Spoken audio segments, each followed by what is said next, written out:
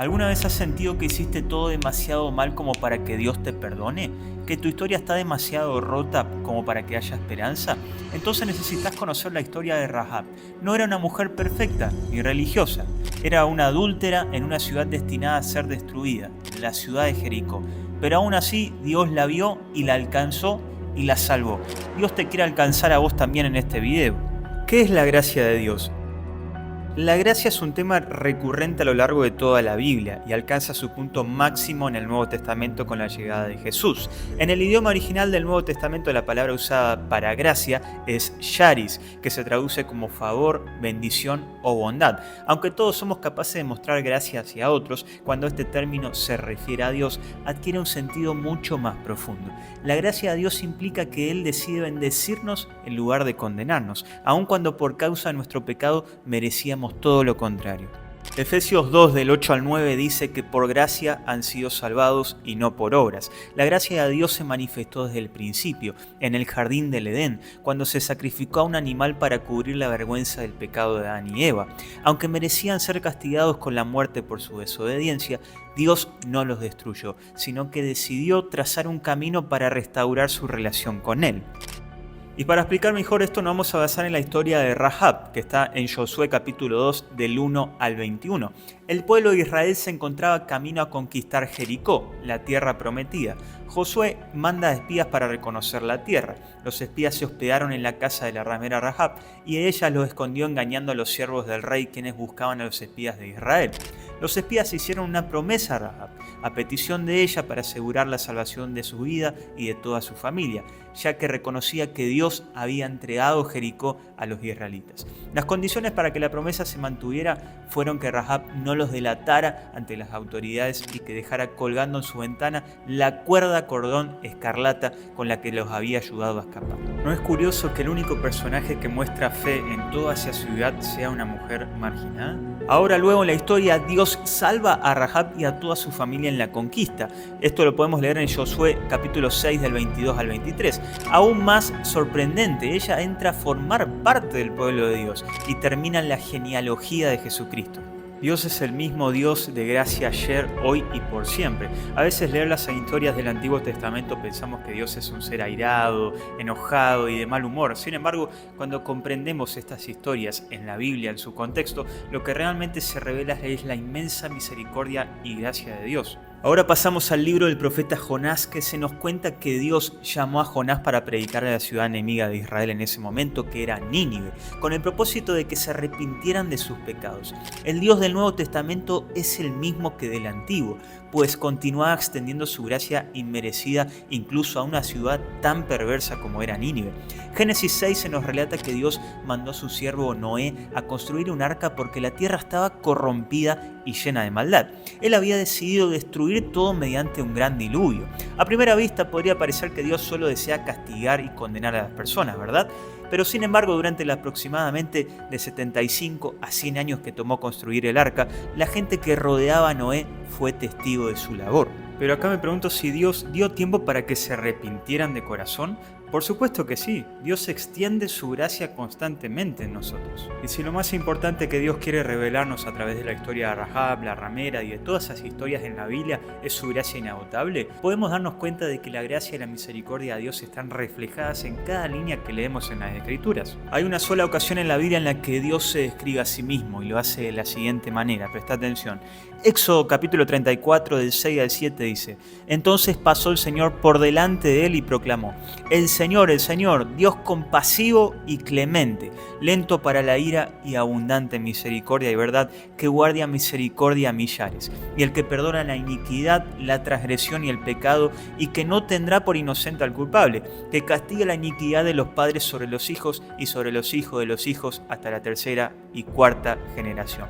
Dios compasivo significa ternura profunda, amor visceral como el de una madre por su hijo. Es el amor en que se conmueve desde las entrañas. La gracia de Dios no es solo uno de sus atributos, sino es el centro de su esencia. En otras palabras, Dios extiende gracia a toda la humanidad, no solo porque desea protegernos, sino porque nos ama con todo su ser, y su deseo es que todos sean salvos y que nadie se pierda. Te voy a dar 5 verdades sobre la gracia de Dios que van a transformar tu tu corazón. Número 1. La gracia de Dios no depende ni de tu pasado ni de tu futuro. Martín Lutero decía: Dios no ama a los que son buenos, sino que hace bueno a los que ama. No hay ningún mérito que te haga merecer la gracia de Dios, ni tampoco hay algo que puedas hacer que te aleje de ella. Efesios capítulo 2 del 8 al 9 dice: porque por gracia ustedes han sido salvados por medio de la fe, y esto no procede de ustedes, sino que es un don de Dios. No es por obras para que nadie se gloríe. Rahab, la ramera mencionada en Josué capítulo 2 del 1 al 21, merecía la muerte, pero sin embargo Dios hizo una pausa en medio de la historia para salvar a esta mujer por gracia. No importa si eres un pecador, adúltero, fornicario, asesino, mentiroso, ladrón, la gracia de Dios es para vos. Número 2. La gracia de Dios no desprecia un corazón que pone su fe en Él. Rahab tenía 3 problemas. No era israelita, era de Jericó y era ramera. Sin embargo, ella puso su fe en Dios. Y lo podemos leer en Josué 2:11. Porque el Señor, el Dios de ustedes, es Dios arriba en los cielos y abajo en la tierra. Existe mucha gente guía por la religiosidad o por la culpa o por la vergüenza, pero no importa lo que hayamos hecho, si clamamos a Dios en este mismo instante, su gracia está lista para rescatarnos si nos arrepentimos. Dios es capaz de detenerlo todo por una sola persona que se arrepiente de corazón, para extender su gracia. Número 3. La salvación no es por obras, sino por gracia. Rahab no fue salva por haber escondido a los espías, sino por su fe. Fue porque creyó en Dios que las escondió. Si haces cosas buenas para tratar de ganar el favor de Dios, eso es religiosidad. Pero cuando primero confías en Dios y luego haces lo bueno por el amor a Él, es la verdadera salvación. La fe genuina siempre produce buenas obras, pero la salvación no depende de tus obras, sino de tu fe.